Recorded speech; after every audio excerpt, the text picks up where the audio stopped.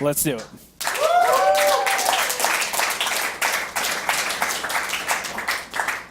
We're over here on Frost, Ladder Edition in the bottom right-hand position as the Blue Terran. It's our very own Liquid TaeJa.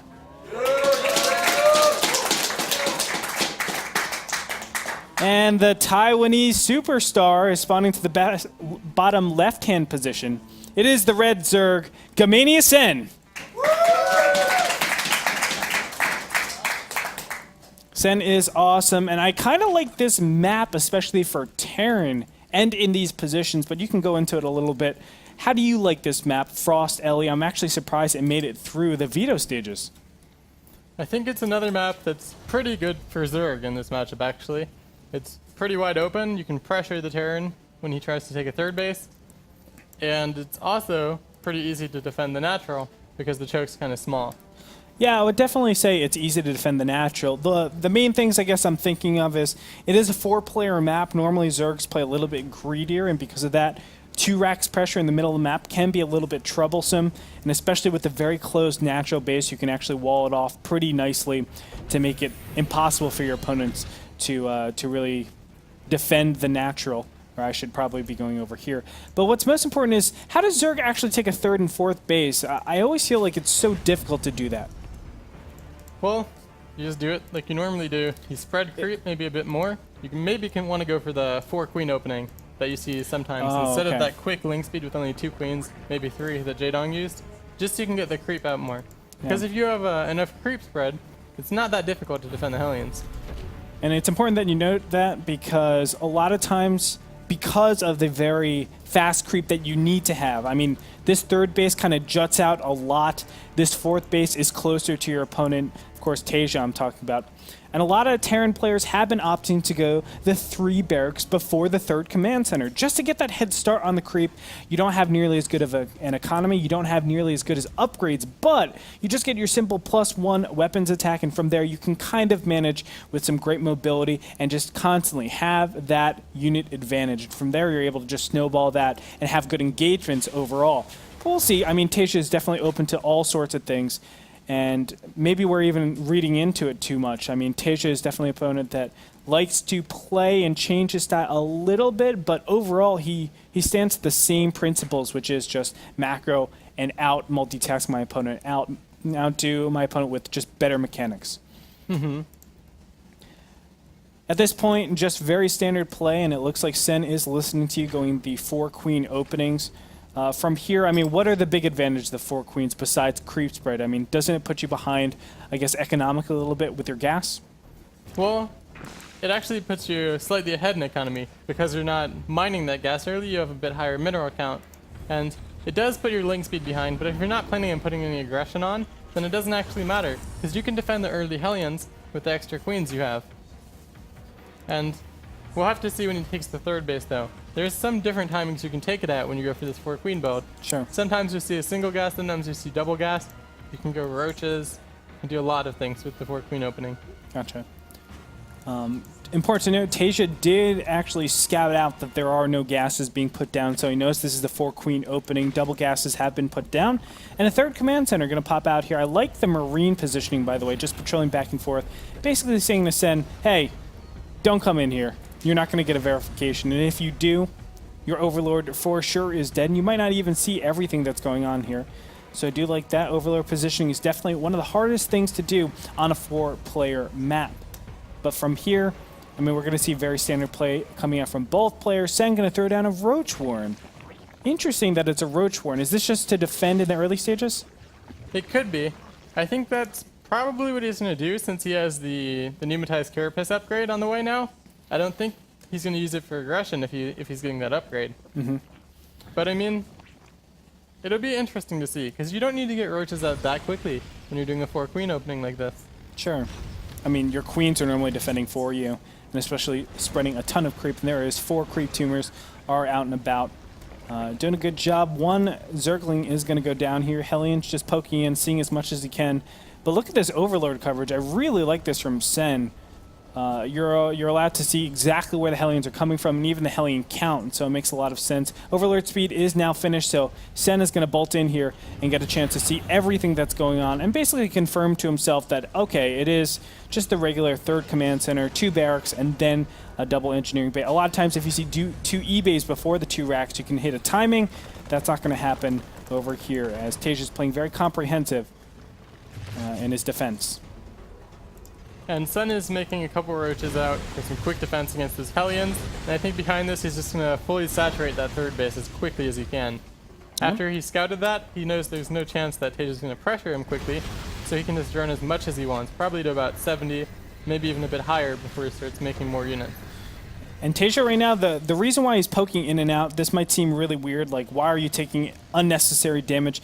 What he's trying to confirm is if this is an all-in or if this is just pressure. And he hasn't done that just yet, but he has indicators. Seeing the roaches not move from this center, it actually makes it very uncomfortable for TaeJa. And I wouldn't have been surprised if he threw down extra bunkers, but it looks like he did take a read from that and said, okay, it's not going to be an all-in. Roaches would keep going forward, so I don't have to worry about it. Could have been a sick mind game, but that's not going to be the case. Scan goes down over the natural base, sees everything that's going on. Now, do you actually read, if you're Terran, that this is a roach type play, or do you read that this is actually mutiling Baneling? I think he's going to read that it's mutiling Baneling. A lot of the time, Terran's going to scan the natural, maybe once, or the main base to see if there's mutalisks coming pretty soon. And then if you see more roaches coming out of the hatcheries, then you read into it as a roach play. But why would you say this is mutiling Baneling? Like, the roach warner's right there, it's double upgrades. Couldn't it be like that 11, 12, 13-minute timing? Well, usually if he's doing that, you'll see more roaches by now, and you won't see a 4th base either. So I think that's why you think that is a mutiling Baneling, and he has link speed, which you don't need if you're going for a roach play either. That's very true. Hellions will be taken out here, and Sen has a really good position so far. 4th base being taken, as you're talking about, in the top left-hand position instead of this regular 4th location. Of course, this 4th location is so close to the 3rd. What do you think about TaeJa's 3rd location, by the way? This is really interesting to me. Normally, we see the 3rd being placed over here, where Sen is parking his Overlord and spewing out creep. But why would he get it over here? What are the advantages/disadvantages? I guess the big advantage is that if Sen does take that other 4th base that we were talking about and how close it is because of that, you can kind of push easily from that location against the Zerg 4th. That's not the case though, so it's not going to factor into this game very much, I don't think. Oh gosh, and a lot of pressure is being done. Zerglings are being made as we speak. Baneling's going to waddle in, but is it going to be enough? It's going to force TaeJa to pick up here, and additional Zerglings will be made and will be popped out here. Income tab showing 78 Harvesters, so Sen looking really healthy. A nice scan will clear out a lot of these creep tumors. This is exactly what you have to do. This small timing window until like 12:30 normally is where you can stop, where you have to take out creep as best as possible to empower future pushes. Centrifugal Hooks is almost finished, and this is a good timing for Mutas to pop out now. But is this going to be enough? Marines are going to push forward and keep killing a lot of creep tumors. Wow, this is actually pretty impressive. TaeJa clearing out so much. This is such a bold move as well. But now here comes the big run-in. No, he's going to back up, wait until that Baneling speed is finished, and here it is. Now the pushes commence, and TaeJa microing this really well. Oh my god, maintaining a lot of his Marines, but eventually will have to clean everything up, apparently. Zerglings still being produced. Muta's finally out on the field to clear out some of those medevacs. I think this push was worth it. Yeah, I definitely think it was. I don't think Sen engaged that as well as he could have. He kind of just A-moved towards TaeJa's units, and I think he should have spread out and tried to get a better concave so his units would hit from a kind of wider, a wider line when they engaged. Oh no, that makes a lot of sense. Now, Widow Mines are on top of creep, and it's important to note that TaeJa is still attacking on creep. All this creep hasn't receded. Sen getting a good arc on everything. The 4th base is actually under attack, excuse me, and this is going to be taken out pretty soon here. I like the positioning of this. His medevac is going away from the rest of the army. A small engagement over in the middle of the field. Baneling's going to be exploded against a lot of Widow Mines here. He's going to have to back up as Zerglings and Banelings are just all over the place. But Sen, remember, he has a booming economy, so he can kind of trade costs inefficiently. Now sprinting forward, the Zerglings are plentiful in number. and it looks like he might be able to do this. 2-2 just about to finish for TaeJa, but this is an overwhelming amount of units being sent in by Sen. Yeah, and Sen's actually getting more efficient engagements as TaeJa loses his units. Wow. So yeah. I think this game's kind of shifted, and I think Sen has the advantage now. Once he saturates that fourth, he's going to have a pretty nice lead. That's incredible. I didn't think that he can actually do it because of how much creep was killed, but as you can see, the creep wasn't actually receded all the way. He needs to kill these Widow Mines before actually engaging yet again. Sen also needs to put out more creep tumors as his creep is receding very fast. You want to maintain that. There it is. And finally, the creep tumor, or excuse me, the Widow Mines will be taken out eventually. Oh gosh, actually not just yet. In comes another round of units. This is a pretty small amount of forces, though, and it might not prove to be all too cost-efficient, although Widow Mines, those are the X-Factor units.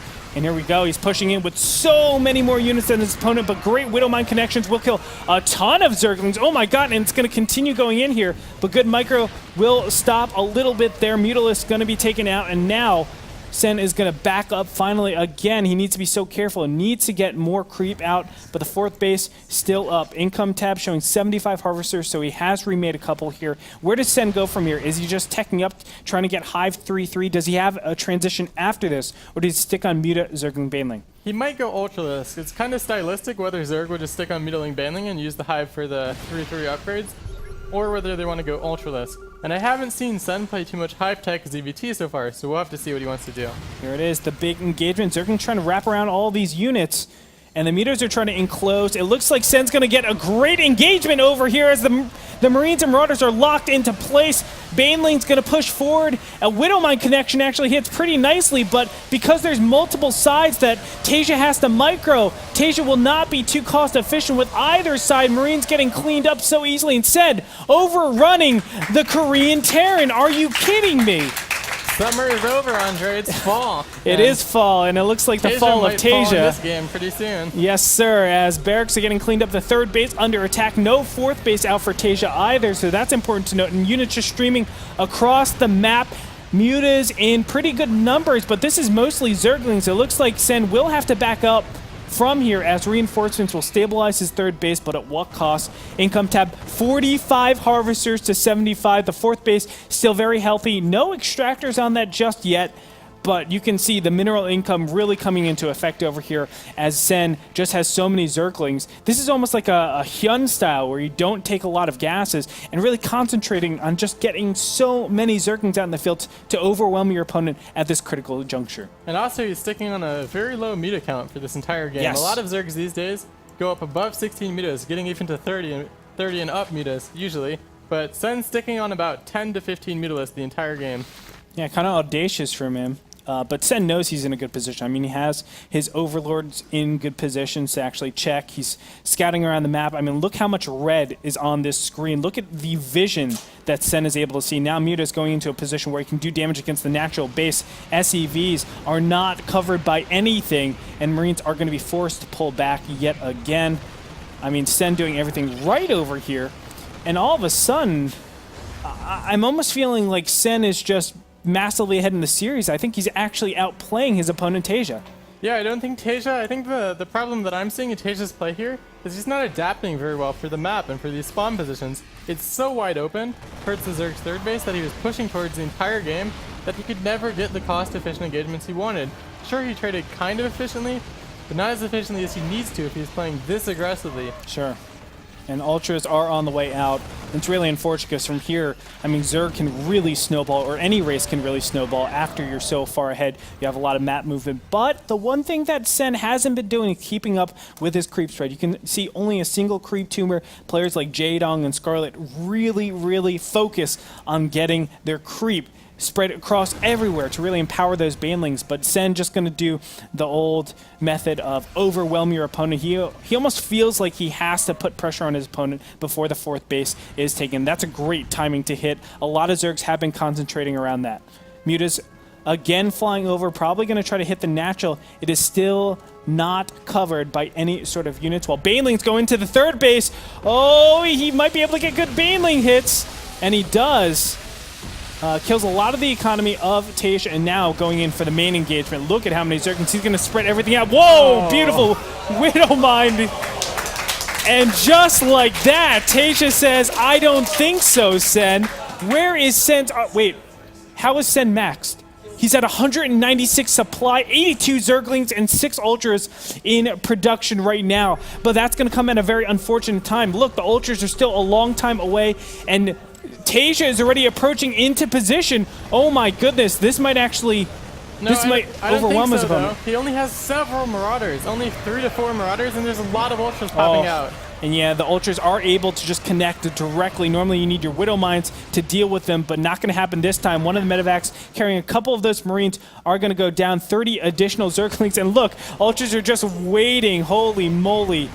Sen is on top of everything. You can see the bank really coming into effect over here for this engagement, just shutting down TaeJa. TaeJa, his economy has dwindled. Income tab 42 to 76, but look at that income, 1,000 to 2,000. Things are just looking better and better for Sen, but he can't be complacent with his attacks. I mean, he probably had the worst engagement he could possibly have to allow TaeJa to come back into the fight. I don't think it's possible for him to have that bad of an engagement again, though, considering the difference in how valuable each player's army is at this point. I think if he A moves like that again, he'll win the fight.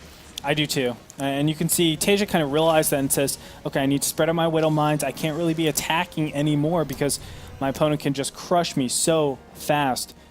We'll see as he's just going to poke up a little bit here, trying to instigate a fight. Let's see the Zerglings and whether they can get good surrounds or good spreads. Baneling's going to be targeted down. Really nice target fire by those Widow Mines. He's not just doing nothing. He's not just letting it go. Kiting on the Ultralisks, and all of a sudden, it might just be too much going into the natural, going into the 4th base Planetary Fortress, tanking a lot of damage. Marines and Marauders in an okay position, but one single Ultra is able to kill the majority of the bio units. Planetary Fortress, will it go down? And I think it will. The 4th base is going to be crushed. Sen streaming in additional units. The Widow Mines over here at the natural will be able to pick up another Ultralisk. But it doesn't really matter, Ghost User. This is just too far of a lead for Sen. He has his 5th base established. He has his economy still roaring. 158 supply to 67. And now the 3rd base is the next target for Sen. Yeah, and I think we just saw Sen snowball out of control after he won this early game. Oh, yeah.